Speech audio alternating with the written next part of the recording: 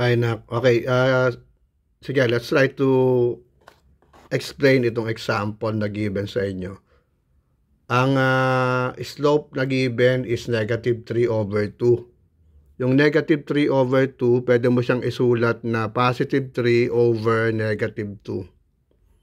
Okay? Okay. So dito, gamitin nating point of reference itong point na to. Let's say this is point A. This one, let's make it point B. From point A, ano yung run niya? Negative 2. Bakit negative? Kasi yung run niya is papunta sa kaliwa, going to the left, no? Kaya siya okay? Kaya siya negative. Paano siya naging negative 2? Bilangin mo, this is 1. Saan pumatak yung next na period 2? So, ang run niya is negative 2. Okay? Dalawang step siyang nag-move sa left, kaya negative 2. Now, ito namang rise na positive 3. Asan yung positive 3? Okay, ito yung original point mo. Asan na ngayon ano nangyari dun sa second point mo? From here, napunta rito. Tingnan mo ilan yung ilang step yung iniangat niya sa y-axis, no? Ito yung x ito yung y-axis. So makikita mo, umangat siya ng 1, 2, 3. Kaya ang rise niya is positive 3. Bakit positive 3?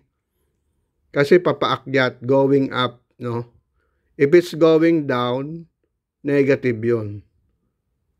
Okay, gets mo? Kaya ganun yung kinalabasang rise and run ito. No, again, ulitin natin ha. Ito yung original point. Ano yung run niya? Negative 2. Bakit negative 2? Kasi from this point to that point, ilang steps siya nag-move papunta sa kaliwa ng x-axis mo. 2. 1, 2. Diba? 1, 1, 2. Okay? Ito naman, yung rise mo, bakit positive 3? Kasi from this point, napunta sa point na to yung second point, di ba? Now, ilang movements siya sa along the y-axis, it is 1, 2, and 3, di ba?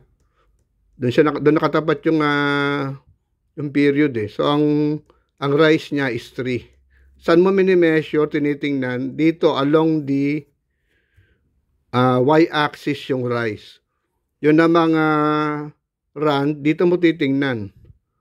Along the x-axis. Okay? Ayan, ganyan yun. Okay?